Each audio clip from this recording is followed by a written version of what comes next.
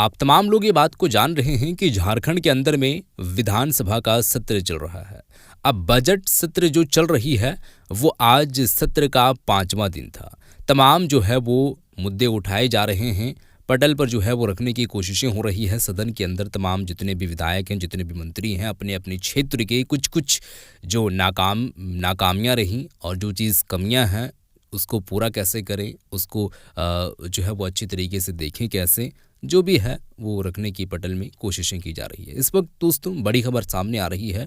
डुमरी विधायक जयराम कुमार महतो दोस्तों पुलिस वालों की पोल खोल दी है और उन मुद्दों पर जो आवाज़ को उठा रहे हैं, जिन जिन मुद्दों पर आवाज़ उठाना इतना भी दोस्तों पॉसिबिलिटी उन लोगों के अंदर में नहीं होती है, क्योंकि सबको जान की परवाह होती है।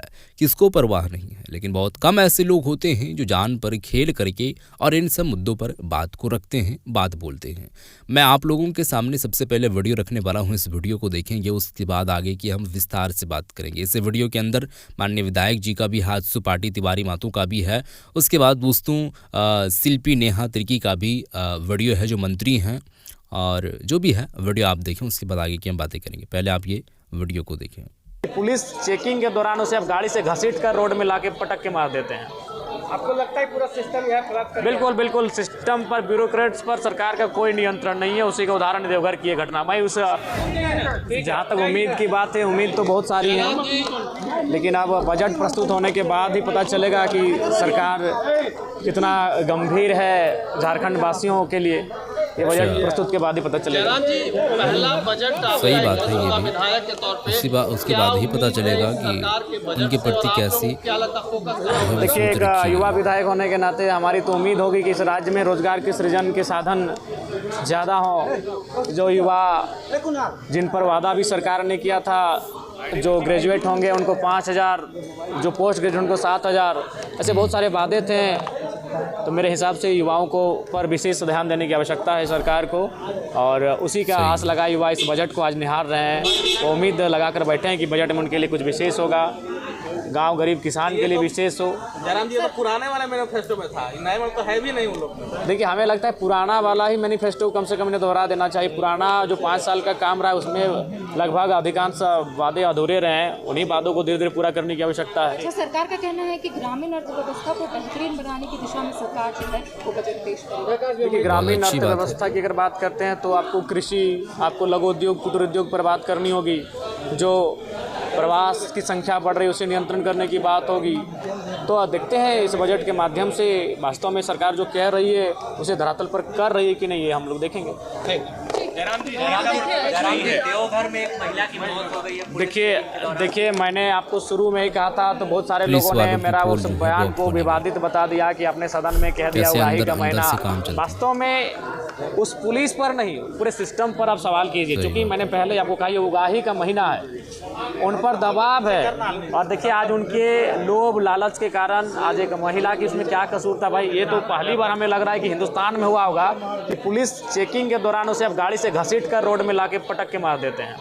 आपको लगता है पूरा सिस्टम यह खराब कर बिल्कुल सिस्टम पर, ब्यूरोक्रेट्स पर सरकार का कोई नियंत्रण नहीं है। उसी का उदाहरण देवघर की ये घटना। मैं उस महिला के लिए संवेदना, श्रद्धांजलि व्यक्त करता हूं, उसके परिवार को सरकार मुआवजा दे, मैं ये मांग करता हूं, और जिन के माध्यम से ये कृत्य हुआ, कुकृत्य, उन पर कार्रवाई हो, मैं ये भी मांग करता हूं। रहेगा मैडम, खास रहेगा, निश्चित रूप से खास रहेगा। और उससे भी खास ये है कि पूर्व में जो चीज़ें सफल रही हैं कृषि विभाग में, उन चीज़ों को और बृहद स्तर पे हम लोग कैसे करें, उस पर भी हमारा ध्यान रहेगा। मैडम, इसी को लेकर लगातार फोकस रहा है झारखंड सरकार का, हेमंत सरकार का। कितनी उम्मीदें और हैं आप लोगों को कृषि को? देखिए, 2019 से पहले तो ये मंत्रालय एग्जिस्ट तक नहीं करता था। एग्जिस्ट नहीं करता था मतलब केवल कागज में था, कुछ काम नहीं आप देख पाते थे। मगर अब आप देखेंगे, पिछले 5 साल को उठा के देख लीजिए, या मैं आशा करती हूँ कि मेरे भी कार्यकाल में हम लोग कुछ ठोस ऐसा कर पाएंगे जिसको हम लोग अपने पूरे राज्य में शोकेस कर सकें। शोकेस करने के लिए हमारे पास केस स्टडीज रहे, ऐसे तमाम चीज़ें हुई हैं। आज बजट में भी आप उसको देखेंगे, और साथ ही साथ हमारा जिस दिन वाद रहेगा तो निश्चित रूप से उन उपलब्धियों को भी हम पटल में रखने का काम करेंगे। जो ये ड्रीम्स 2 बन रहा है, उसको लेकर के बीए के कुलपति ने आपत्ति जताई है कि हम लोग की यूनिवर्सिटी की मान्यता खतरे में पड़ जाएगी। जितना जमीन हम लोग का है वो ऐसे ही कम है। देखिए रिम्स 2 तो बनना चाहिए बिल्कुल। जो अभी वर्तमान में हमारा राजधानी में रिम्स है उसमें बहुत ज़्यादा भार है, केवल इस राज्य से नहीं, लोग छत्तीसगढ़ और उड़ीसा से भी और बंगाल से भी आ रहे हैं इस रिम्स में। इसीलिए हम लोगों का बिल्कुल विचार है कि रिम्स 2 बने, मगर उसके लिए कहाँ बनेगा वो अभी सर्वे हो रहा है, अभी कोई ठोस निर्णय नहीं लिया गया, इसलिए इसमें कोई कमेंट नहीं करूंगी। बीएयू बचा रहेगा ना मैडम?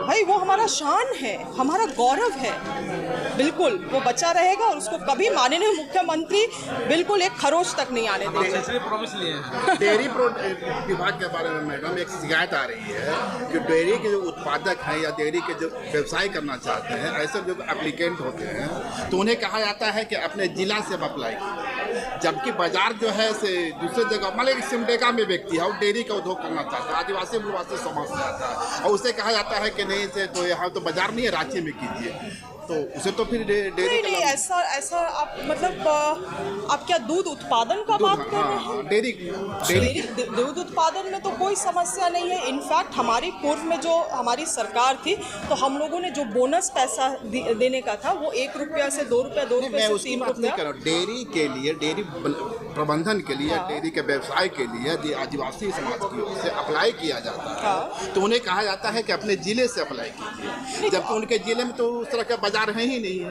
वो तो अपने जिले से उस देखिए तो कहीं ना कहीं ये सरकार आज इतना गिर गई है। अरे कुर्सी बचाने के लिए इतना मत गिरिए कि कोई महिला बैठी है उसको पीछे से झपाटा मार करके बाज के जैसे आग गड़ाए कि कहाँ से हमें एक गलती ढूंढने के लिए मतलब उसका एकदम पकड़ ले। आप जगह बनाइए जहाँ पर कि मोटरसाइकिल रुके, गाड़ी रुके। हम ये नहीं कह रहे हैं कि गलत को आप साथ दीजिए, लेकिन वो महिला गिर जाती है देवघर में और उसकी मौत हो जाती है, उसका जिम्मेवार कौन है? क्या वो जो वो बच्चे अनाथ हो गए आज उसको वो मार दे पाएंगे ये सरकार?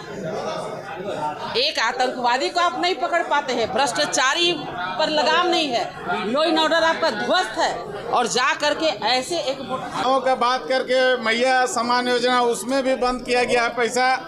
और अभी जो सरकार महिलाओं के लिए बोलता है कि हम हक देने के लेके अभी वहाँ के तत्कालीन सीओ दर्जनों महिला के साथ पीड़ित किया है, जिसमें 2 महिला लोग लिखित रूप से दिया है, लेकिन अभी तक सीओ को कोई कार्रवाई नहीं हो रहा है।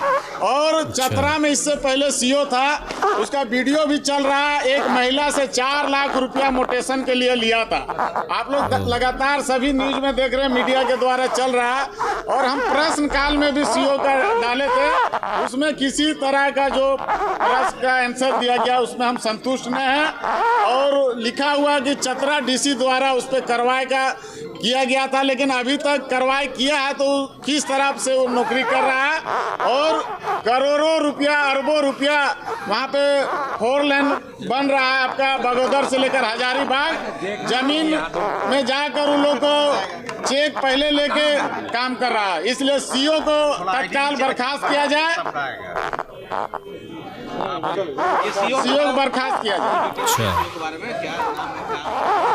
बिशुनगढ़ का सीओ है, हम बिशुनगढ़ का सीओ है और मेरा ही विधानसभा का मामला है, मांडू विधानसभा का। और इससे पहले भी चतरा, नाम उसका भी हम नहीं जान रहे, लेकिन मेरा पास महिला लोग आया, सीओ बिशुनगढ़ का है, आरोप लगाया उन लोग के साथ आपका यौन पीड़ित किया जा रहा है। और मोटेशन के नाम पे रात में बुलाया जाता है, होटल में बुलाया जाता है, उसके बाद होटल में गलत काम करने का प्रलोभन दिया जाता है। सारठ का क्या मामला है? सारठ में पुलिस द्वारा चेकिंग किया जा रहा था, साड़ी पकड़ा तो वहीं पे मोटरसाइकिल से महिला गिरा और वहीं पे मृत्यु हुआ है। महिला को मुआवजा और नौकरी देने का हम मांग करते हैं। और वैसे पुलिस पे जो जांच के नाम पे रोक सकता है, लेकिन किसी का साड़ी या पल्लू ने पकड़ के नीचे फेंक सकता है, इसलिए वैसे पुलिसकर्मी को बर्खास्त किया जाए और नौकरी दिया जाए उस परिवार को। बिल्कुल। तो देखिए ये के विधायक तो जी हाँ दोस्तों, वीडियो आप लोग देख चुके हैं। अब ये वीडियो जो देखे हैं, ये वीडियो तो तमाम तरीके की बातें आप लोग सुने हैं। अब वह बजट पेश की गई है। अब तमाम लोग जो है वो सरकार को ये दिशा निर्देश दे रहे हैं कि वो काम की जाए जो देश की जनता यानी कि इस राज्य की जनता की भलाई हो, रेट और उसको सटीक तरीके से लगाने की कार्य की जाए। मतलब जो समस्याएं हैं उसको हल करना बहुत ज़रूरी है। इस पर आप क्या कहना चाहेंगे ज़रूर बताएं, इस वीडियो को शेयर कर दें। मिलते हैं एक और नई वीडियो के साथ, तब तक के लिए खुदा।